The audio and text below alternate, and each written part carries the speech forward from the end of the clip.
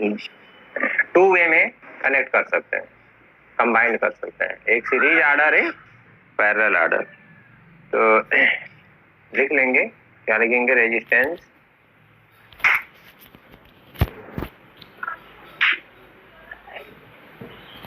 Can be combined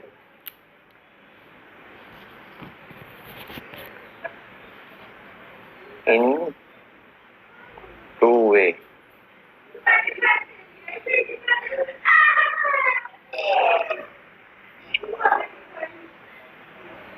first है आपका in series order,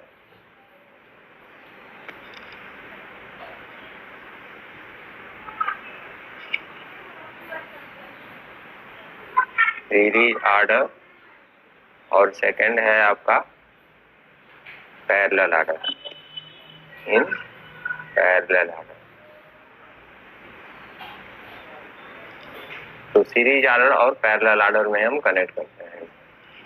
तो अब सीरीज आर्डर क्या है, सीरीज आर्डर में सीरीज आर्डर और पैरेलल आर्डर क्या है, रेजिस्टेंस इन सीरीज आर्डर।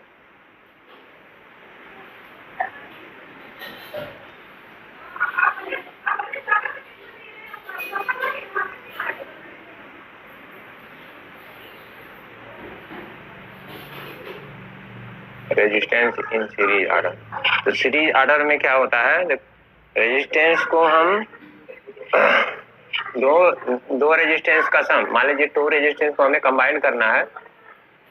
एक रेजिस्टेंस आपका ये है, ये रेजिस्टेंस का सिंबल है, एक रेजिस्टेंस है और दूसरा रेजिस्टेंस है। तो यहाँ से इसके एक पॉइंट से दूसरे रेजिस्टेंस को हम इस तरीके से कंबाइन कर देते हैं, ठीक है। तो ये R1 हो गया और ये R2 हो गया। तो ये दोनों का टोटल जो होगा, तो इस तरीके से हम एक फर्स्ट का लास्ट टर्मिनल सेकंड के फर्स्ट टर्मिनल से कनेक्ट कर देते हैं। तो ये एक ही लाइन में, एक ही लाइन में दोनों रेजिस्टेंस होंगे, यानी एक ही वायर में आपका यहाँ से, और इसको यहाँ से आप बैटरी अगर मान लेते हैं, दे देते हैं, तो ये बैटरी हमने इसको कनेक्ट कर दिया ऐसे, ठीक है। तो ये बैटरी कनेक्ट हो गया आपका, तो ये प्लस हो गया, ये माइनस हो गया। करंट ऐसे जाएगा, इधर आई करंट जाएगा, यहाँ वोल्टेज भी लिख देंगे आप, करंट ऐसे आई जाएगा और ये आई करंट ऐसे यहाँ से R1 से R2 से क्रॉस होते हुए और आई ऐसे आपका इधर से नेगेटिव टर्मिनल तक पहुंच जाएगा। करंट का फ्लोएशन प्लस से माइनस की तरफ होता है, नेगेटिव से पॉजिटिव की तरफ। तो करंट ऐसे फ्लो करेगा, ऐसे आएगा, ऐसे एरो बनाया है, ये एरो जो बनाया है ये करंट के फ्लोएशन का एरो है। तो सीरीज आर्डर में इस तरीके से एक ही वायर में कनेक्ट करते हैं। तो द कॉम्बिनेशन, इन दोनों का कॉम्बिनेशन रिजल्टेंट क्या होगा, दोनों का कंबाइंड सीरीज आर्डर में करेंगे तो टोटल रेजिस्टेंस जो होगा वो R1 प्लस R2 के इक्वल होगा। तो इसी चीज को यहाँ पर यही इसका definition resistance in series order. Resistance series order में क्या करते हैं, कंबाइंड रेजिस्टेंस, इसको लिख लेंगे, क्या लिखेंगे, the combined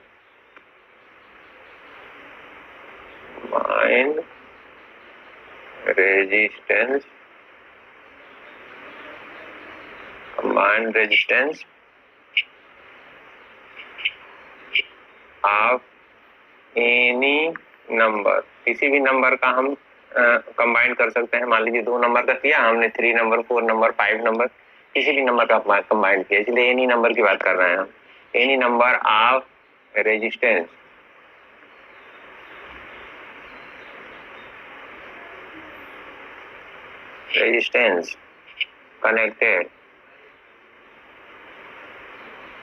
connected in series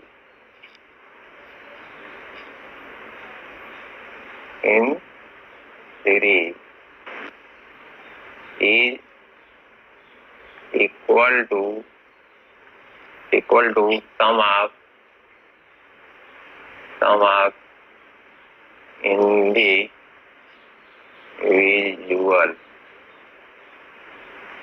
resistance, यानी किसी combined resistance of any number, किसी भी नंबर का कोई रेजिस्टेंस है उसका कंबाइंड जो होगा का ये 2 नंबर है, 2 नंबरों का है, तो किसी भी नंबर ले सकते हैं, 3 नंबर भी ले सकते हैं। तो किसी भी नंबर का रेजिस्टेंस अगर है, कितनी भी रेजिस्टेंस है, तो उसका कंबाइंड रेजिस्टेंस क्या होगा सीरीज ऑर्डर में, इक्वल होगा सम ऑफ रेजिस्टेंस इंडिविजुअल रेजिस्टेंस, यानी उस रेजिस्टेंस के सम के इक्वल होगा इसका कंबाइंड रेजिस्टेंस। तो दैट मीन्स क्या लिख सकते हैं, दैट इज इसका R1 और R2 का कंबाइंड अगर हम निकालते हैं तो R इक्वल टू लिखेंगे R1 प्लस R2, ऐसे R1 प्लस R2, ऐसे 3 रेजिस्टेंस होगा तो R इक्वल टू हो जाएगा, R क्या है, कंबाइंड रेजिस्टेंस है, दोनों का कंबाइंड रेजिस्टेंस कितना हुआ, total combined resistance, total resistance कितना हुआ दोनों मिला करके, तो R1 प्लस R2 के इक्वल होगा, तो R equal to R1 plus R2 होगा। ऐसे 3 रहेगा तो R1 plus R2 plus R3 हो जाएगा, 4 रहेगा तो R1 plus R2 plus R3 plus R4 हो जाएगा। इस तरीके से ये रेजिस्टेंस इन सीरीज ऑर्डर हो गया। अब रेजिस्टेंस इन सीरीज ऑर्डर में ये जो रेजिस्टेंस है इसको हम प्रूफ कैसे करेंगे, रिजल्टेंट रेजिस्टेंस प्रूफ, ये आपका क्वेश्चन इस तरीके से आएगा, derive resultant resistance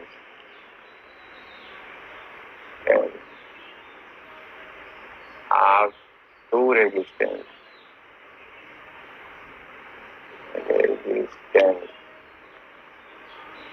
connected in series order. इस तरीके से आएगा क्वेश्चन, ये हर साल क्वेश्चन आता है, ये 2 है, पैरेलल ऑर्डर और सीरीज ऑर्डर, ये एग्जाम में 100% श्योर है, आना ही आना है। तो ऐसे आएगा question, derive resultant resistance of two resistance connected in series order, या derive resultant resistance of two resistance connected in parallel order, ऐसे 2 आएगा, दोनों में से एक जरूर आता है, हर साल आता है, एकदम पक्का है, फिक्स है, आना ही आना है, दोनों में से एक। या इस तरीके से कह देगा क्वेश्चन में, find the resultant resistance of two resistance connected in series order, तो डेराइव के प्लेस पर फाइंड लिख देगा, और कभी कभी डेराइव लिख देता है, तो बात एक ही है। तो इसका प्रूफ कैसे करेंगे, और प्रूफ हम समझ लेते हैं, सीरीज ऑर्डर में अगर हम कनेक्ट करते हैं तो प्रूफ कैसे करेंगे।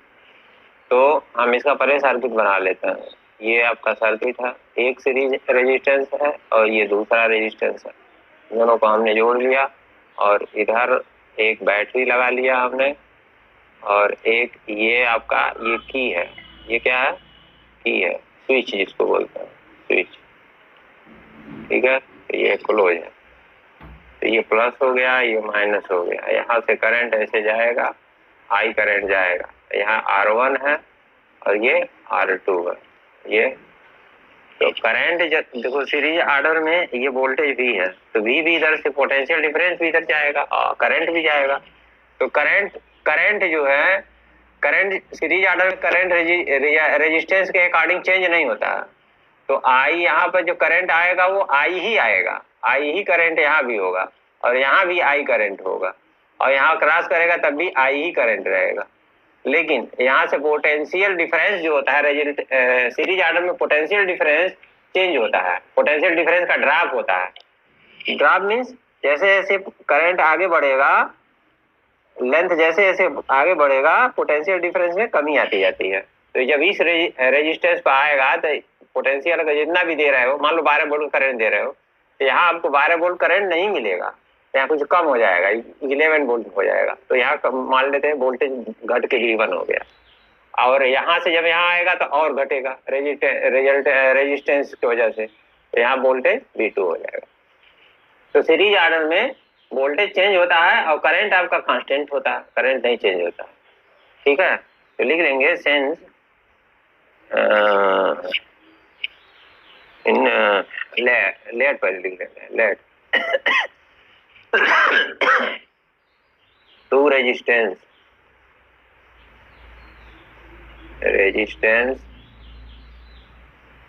connected to resistance connected are in series order, connected in series order R1 और R2, ये दो रेजिस्टेंस है। और करंट आपका आएगा, अब यहाँ लिख लेंगे इन सीरीज ऑर्डर, सीरीज ऑर्डर, इन सीरीज ऑर्डर पोटेंशियल, V को क्या कहते हैं? पोटेंशियल कहते हैं ना, potential difference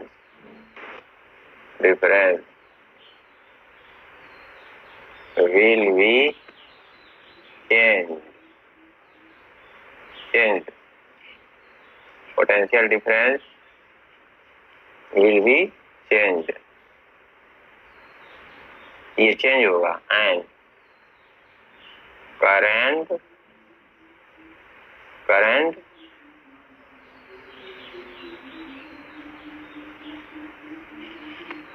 is constant, current यहाँ कांस्टेंट रहेगा, तो करंट चेंज नहीं होगा, पोटेंशियल डिफरेंस चेंज होगा।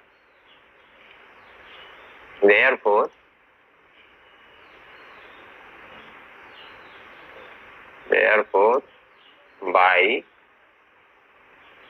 Ohm's law, Ohm's law से क्या है? V equal to I R होता है, तो V1 इक्वल टू कितना हो जाएगा? I तो चेंज होगा नहीं और R1 चेंज होगा, तो V1 equal to I R1, V1 की वैल्यू आई R1 के इक्वल होगा, और V2 कितना हो जाएगा? V2 equal to I change होगा नहीं, यहीं से लिखेंगे, और R चेंज होगा तो R R2 हो जाएगा। समझ गए? तो ये इसको इक्वेशन 1 कर देते हैं, इसको 2 कर देते हैं और इसको 3 कर देते हैं। अब जो भी इन सर्किट में जो भी करंट वोल्टेज दिए थे, वही ना वोल्टेज टोटल V की वैल्यू जो V1 और V2 के इक्वल होगा, V1 और V2 के सम की। तो सेंस V इक्वल टू जो भी वोल्टेज दिए ये V1 प्लस V2 के इक्वल होगा, ये नहीं चेंज हो रहा है, बटा है दो पार्ट में। तो V1 कितना हो गया? आई R1, और V की वैल्यू आई, यहाँ से तीनों वैल्यू रख लो, आई R, ये आई R1 हो जाएगा, ठीक है, ये आई R1 और प्लस ये आई R2 हो जाएगा, तो आई कॉमन हो गया, R1 प्लस R2, तो आई R, तो आई कट गया आपका, तो R इक्वल टू कितना हो जाएगा? R1 प्लस R2, ये आपका प्रूफ हो गया, which is resultant resistance,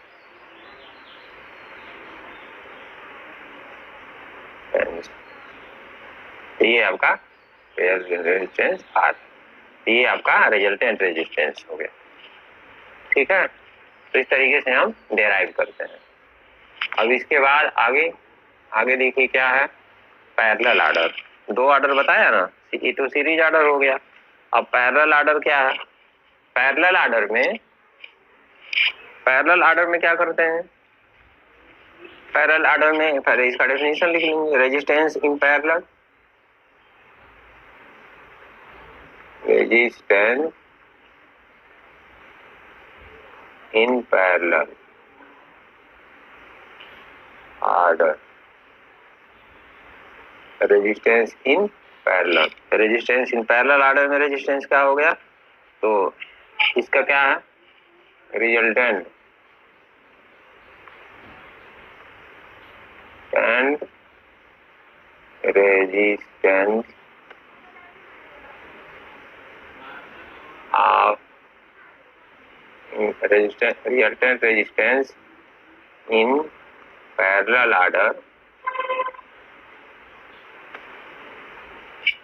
order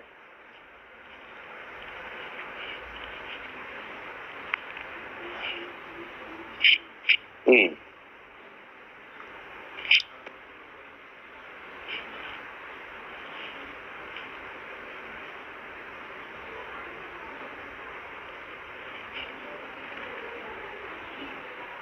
1/r equal to 1/r1 plus 1/r2 plus 1/r3।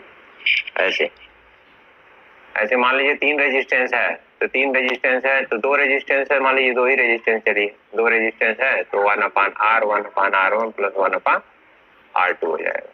3 है तो 1/r3 भी हो जाएगा, 4 है तो 1/r4 भी हो जाएगा।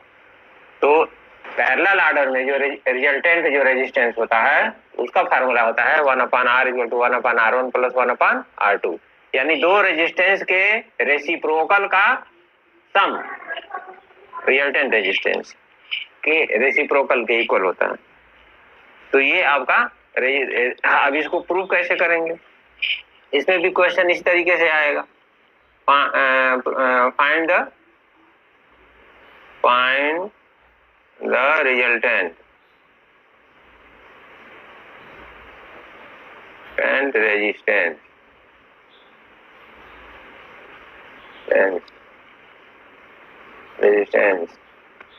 of R1 R2 connected in parallel order।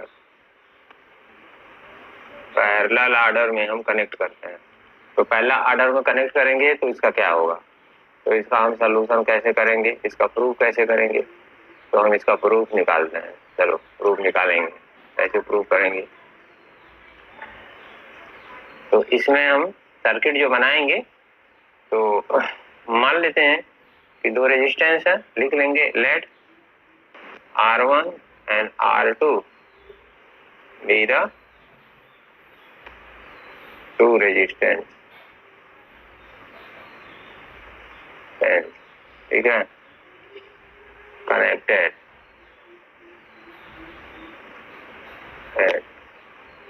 In circuit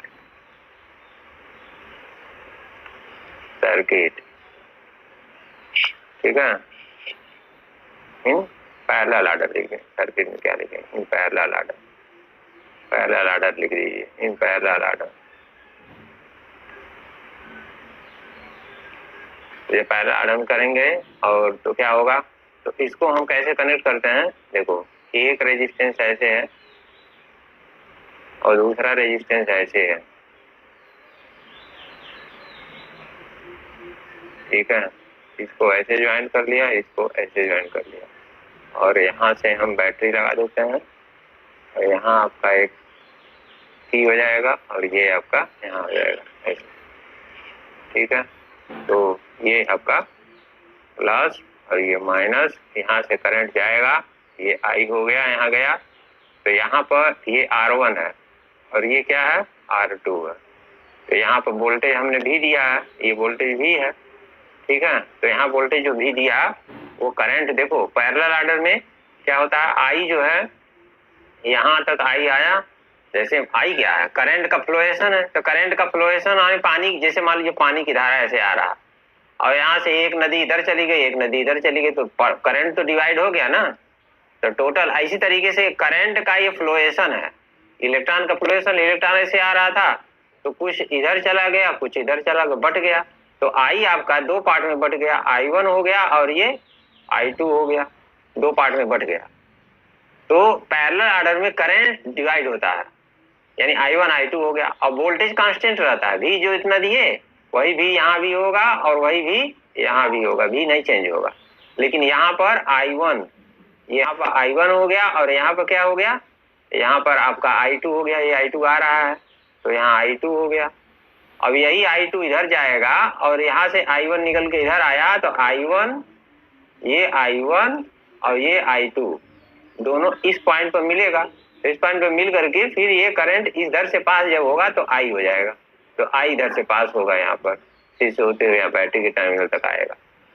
तो जो I जा रहा था वो 2 पार्ट में डिवाइड हुआ, जैसे मान लीजिए पानी की धारा, नदी की धारा यहाँ 2 पार्ट में डिवाइड हुई, एक नदी इधर चली गई, एक नदी इधर चली गई, आगे जाकर फिर मिल गई, तो मिल गई तो दोनों पानी ये जगह इकट्ठा हो गया ना, तो फिर वह ऐसे, तो टोटल जो यहाँ आ रहा था इस पॉइंट पर जो आ रहा था वही इस पॉइंट पर भी होगा ना, जो इस पॉइंट पर आ रहा था पानी उतना ही पानी इस पॉइंट पर भी आएगा, क्योंकि एक इधर से आ रहा था और एक इधर से जा रहा है, ठीक। तो पैरेलल ऑर्डर में आपका करंट चेंज होता है और वोल्टेज क्या है, कांस्टेंट होता है। जितना हम अपने घर में जो कनेक्शन करते हैं वो पैरेलल ऑर्डर में इसीलिए करते हैं क्योंकि वोल्टेज आपका कांस्टेंट होना चाहिए। वोल्टेज जब चेंज होगा, वोल्टेज कम होगा तो करंट, पंखा सही से नहीं चलेगा, धीरे धीरे चलेगा। ठीक है, इसके फ्लक्चुएशन पर कोई इफेक्ट नहीं पड़ता है, वोल्टेज पे इफेक्ट पड़ेगा। तो पैरेलल ऑर्डर में हम कनेक्ट करते हैं। तो यहाँ आई की वैल्यू हो जाएगा, ये आई जो होगा किसके इक्वल होगा, I1 प्लस I2 के इक्वल होगा ना। तो अब यहाँ पर हम लिखेंगे, क्या लिखेंगे, देखो तो लिखेंगे since in parallel order potential difference is constant and potential difference is constant and current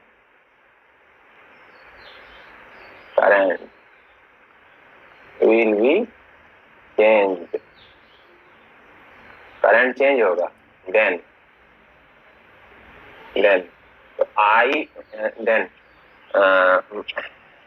V equal to IR होता है बाई ओम्स लॉ से, होता है ना।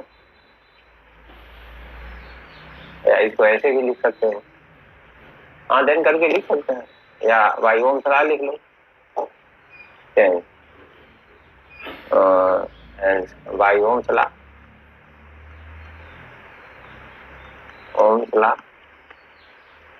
V इक्वल टू IR, तो I इक्वल टू हो जाएगा V अपान R, हो जाएगा, R को इधर करेंगे तो I equal to V upon R हो जाएगा। तो अब I1 इक्वल टू कितना हो जाएगा, पहले रेजिस्टेंस पर I1 इक्वल टू V तो कांस्टेंट होगा और R का R1 हो जाएगा। जो कांस्टेंट है वो V वही रहेगा, बाकी जो चेंज हो रहा है, ये इक्वेशन 1 हो गया, ये इक्वेशन 2 हो गया।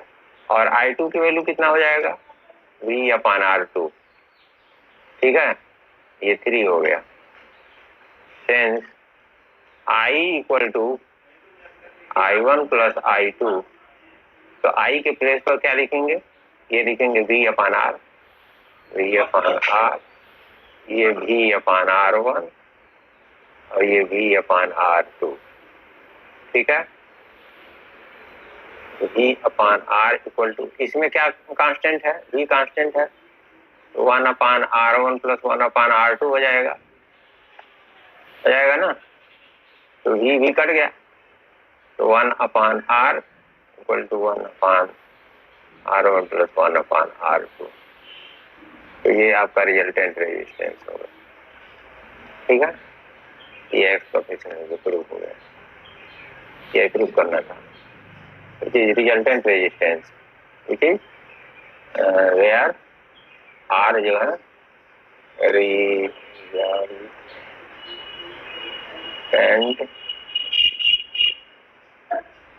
resultant resistance, ये रिजल्टेंट रेजिस्टेंस। रेजिस्टिविटी में थोड़ा सा डिफरेंस होता है, रेजिस्टिविटी हर मेटल का फिक्स होता है और रेजिस्टेंस हर वायर के एरिया और लेंथ और टेम्परेचर पर डिपेंड करता है।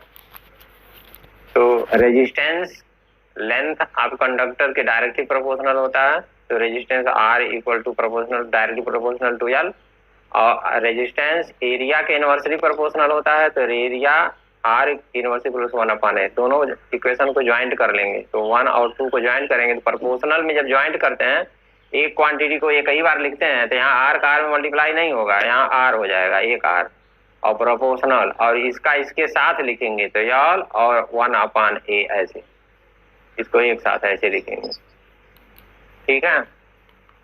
तो यहाँ पर इस तरीके से हम करेंगे। तो अब प्रोपोर्शनल साइन हटाएंगे तो एक कांस्टेंट लेते हैं, तो प्रोपोर्शनल साइन हटाएंगे तो क्या कांस्टेंट हो जाएगा, तो ये कांस्टेंट आपका होगा R इक्वल टू, कांस्टेंट को रो कहते हैं, ठीक है, रो L अपान A, ये हो गया। तो इसी वाला पानी को इस साइड में ले आइए, तो रो इक्वल टू क्या हो जाएगा, R ए अपॉन एल। तो ये आपका रेजिस्टिविटी है, इसी को रेजिस्टिविटी बोलते हैं। तैयार करके लिख लेंगे, तैयार rho equal to resistivity of conductor का जिस मेटल का कंडक्टर ऑफ मेटल, जिस मेटल का वो कंडक्टर है उसी मेटल का रेजिस्टिविटी होता है। ठीक है। और आर आपका जानते हैं क्या है, resistance of conductor, resistance of conductor. ये कंडक्टर का रेजिस्टेंस होता है, मेटल का रेजिस्टेंस नहीं है। ये कंडक्टर मोटा पतला होगा, वायर मोटा पतला होगा तो उस हिसाब से रेजिस्टेंस चेंज होगा, लेकिन रेजिस्टिविटी जो होता है वो मेटल की रेजिस्टिविटी होती है, वो कंडक्टर पर डिपेंड नहीं करता है।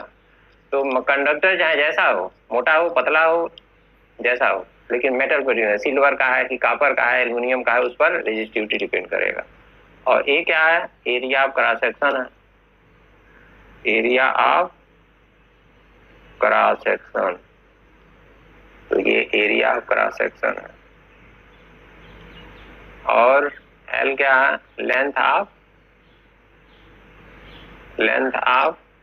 कंडक्टर, ये लेंथ ऑफ कंडक्टर।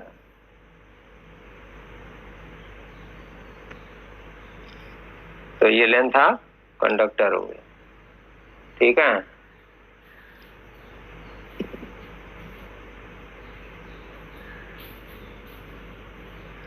ठीक है, लेंथ ऑफ कंडक्टर हो गया।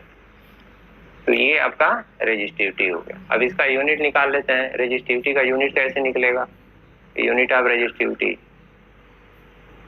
Unit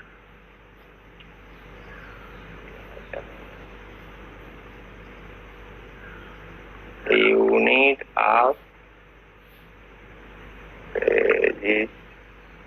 resistivity, unit of resistivity. तो आप यूनिट जानते हैं, रेजिस्टिविटी का फार्मूला लिखेंगे R A upon L. Unit of resistivity rho equal to R का रेजिस्टेंस, आर रेजिस्टेंस है तो उसका यूनिट क्या होता है, ओम, ओमेगा मल्टीप्लाई ए क्या है, एरिया है, एरिया का यूनिट मीटर स्क्वायर, और लेंथ भी, लेंथ आपका का यूनिट मीटर, एक मीटर कट जाएगा तो ओमेगा मीटर। ये आपका यूनिट ऑफ रो हो गया।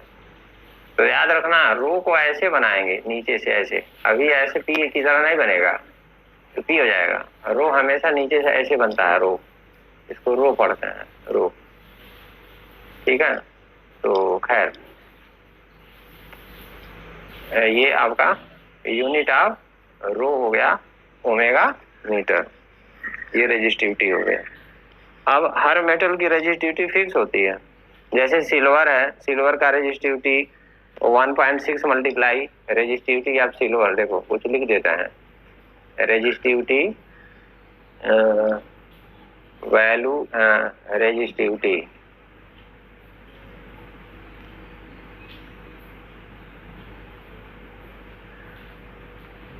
ऑफ सिल्वर एजी, इसका रेजिस्टिविटी कितना होता है 1.6 मल्टीप्लाई 10⁻⁻8 ओमेगा मीटर। समझ गए, ये रेजिस्टिविटी। अब रेजिस्टिविटी ऑफ कॉपर का लिख देते हैं, हमको जो मेन हमको जो हम यूज करते हैं 1.69 मल्टीप्लाई 10⁻⁻8 ओमेगा मीटर। तो देखो सिल्वर और कॉपर में बहुत ज्यादा अंतर नहीं है, ये 1.6 है या 1.69 है, तो बहुत थोड़ा सा ही ज्यादा रेजिस्टिविटी है इसकी, इसीलिए हम कॉपर को इसका इस्तेमाल हम करते हैं, कॉपर का वायर ज्यादा यूज करते हैं, लेकिन इससे बढ़िया सिल्वर होता है। सिल्वर का भी वायर मिलते हैं। उसके बाद रेजिस्टिविटी ऑफ एल्युमिनियम है, एल्युमिनियम वायर चूंकि जो सस्ता है इसलिए इसका इस्तेमाल होता है ज्यादा, तो एल्युमिनियम का रेजिस्टिविटी कुछ ज्यादा ही है, 2.63 मल्टीप्लाई और 10⁻⁻8 ओमेगा मीटर। तो देखो यहाँ 1.69 है कॉपर का, अब कॉपर से ये 2.63 है, लगभग में इसका दूना है, डबल है, यानी एल्युमिनियम कापर से बहुत ज्यादा रेजिस्टेंस है, डबल रेजिस्टेंस रखेगा एल्युमिनियम। इसलिए कापर बाइंडिंग का आप पंखा खरीदते हो, कापर बाइंडिंग का आप मोटर लेते हो, कापर बाइंडिंग एल्युमिनियम बाइंडिंग का भी मोटर मिलता है, लेकिन वो जल्दी जल जाता है, उसका रेजिस्टेंस ज्यादा होता है तो जलने की संभावना ज्यादा रहती है। पंखा भी एल्युमिनियम बाइंडिंग का मिलता है, कापर बाइंडिंग का भी मिलता है।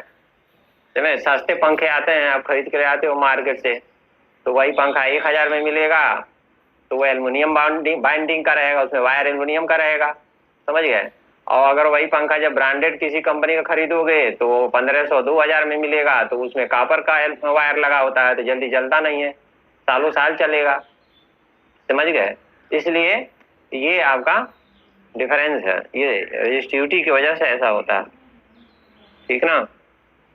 इसके बाद हमने कल आपको वो एलआई के बारे में बता ही दिया था, मैग्नीन, कंस्टेंटेन और नाइक्रोम क्या होता है, उसकी भी रेजिस्टिविटी बहुत ज्यादा होती है।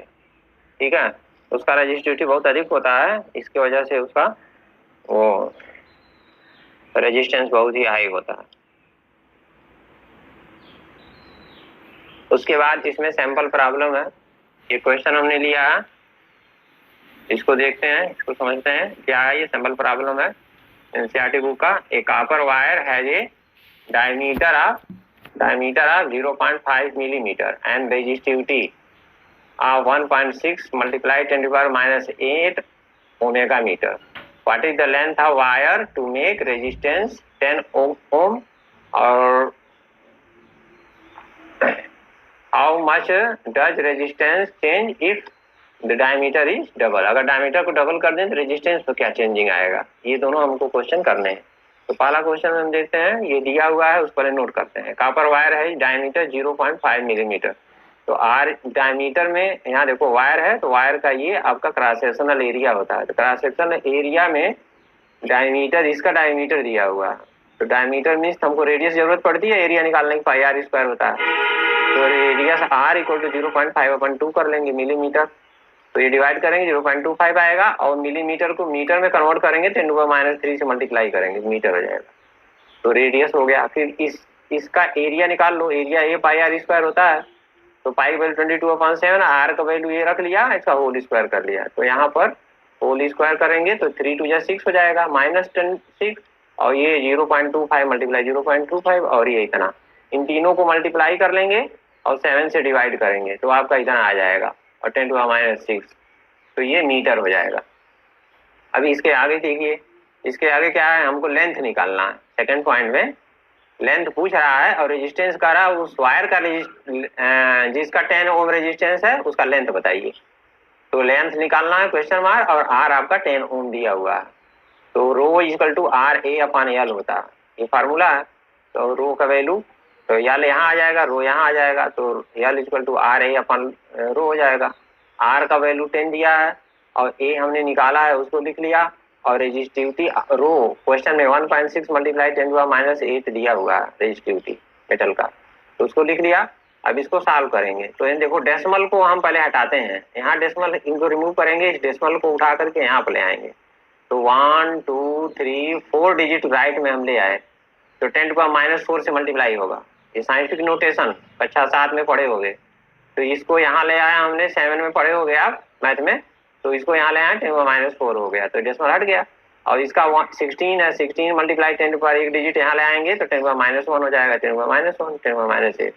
फिजिक्स में ऐसे ही कैलकुलेशन होता है, डेसिमल पहले नीचे ऊपर काटा लेते हैं और पावर में लिखते हैं साइंटिफिक नोटेशन में, फिर ये 6 और 4 10 हो जाएगा, तो 10⁻10, 10⁻10 में से एक 1 माइनस होगा, तो 10⁻9 हो गया, और ये 8 1 10 नीचे 9 हो गया, ये और ये, और उसके बाद इन इसको हमने लिख लिया। अब इसको और इसको हमने यहाँ पर लिख लिया है, और इसको हमने काट लिया, काटने के बाद हमारा कितना आया, 2 से काटा, 2 बार 2 से काटे हैं, तो ये आपका आ गया यहाँ 491/4, ये इतना आया, और ये तो कट गया आपका, और 4 से डिवाइड कर लिया, एल का वैल्यू आपका इतना मीटर आ गया। ये फर्स्ट ये पार्ट हो गया। अब सेकंड पार्ट में आपका यहाँ पर दिया है, कह रहा है how much does resistance change, कितना रेजिस्टेंस चेंज होगा if the diameter is double. तो पहले रेजिस्टेंस कितना है, पहले रेजिस्टेंस जो है पहले रेजिस्टेंस आपका देखो ये है resistance, rho equal to R A upon L है, तो आर इक्वल टू कितना हो जाएगा, रो एल अपान ए हो जाएगा, ठीक है। तो रेजिस्टेंस जो होता है, रेजिस्टेंस आर जो होता है directly proportional to 1 upon A होता है। तो अब इसको हम समझ लेते हैं यहाँ पर अगले क्वेश्चन में। यहाँ पर देखिए प्रीवियस एरिया क्या होगा, जब रेजिस्टेंस आर था तो प्रीवियस एरिया कितना होगा, pi r square, that is a, इसको हमने मान लिया पाई आर स्क्वायर ए। अब कह रहा है, बोल रहा है कि न्यू रेजिस्टेंस जब डायमीटर डबल होगा तो रेजिस्टेंस भी डबल हो जाएगा। तो रेजिस्टेंस आपका डबल हो गया डायमीटर, तो रेजिस्टेंस 2r हो गया, तो न्यू रेजिस्टेंस रेडियस लिख दिया 2r। तो न्यू रेडियस आपका 2r जब होगा तो न्यू एरिया कितनी हो जाएगी, पाई आर स्क्वायर होता है, तो पाई आर स्क्वायर। तो ये आपका पाई और आर स्क्वायर होता है। तो यहाँ पर रेडियस, न्यू रेडियस को क्या लिखेंगे, न्यू रेडियस ये आर डैश कर लेते हैं, तो ये आपका हो जाएगा पाई और आर डैश का होल स्क्वायर, ऐसे पाई आर स्क्वायर होता है तो न्यू रेडियस आर डैश है, तो आर डैश का होल स्क्वायर, तो आर डैश वैल्यू 2r है तो 2r रख दिया, तो ये 4 पाई आर स्क्वायर हो जाएगा। पाई आर स्क्वायर की जगह पर यहाँ से a की वैल्यू रख दिया तो 4a हो गया, यानी पहले की एरिया का 4 टाइम्स हो जाएगा, ठीक है। अब सिंस रेजिस्टेंस पर हमको बताना है, रेजिस्टेंस कितना होगा, तो resistance directly proportional 1 upon A होता है, तो resistance directly proportional 1 upon A की जगह पर ए क्या है आपका, न्यू एरिया है, new area that is A dash.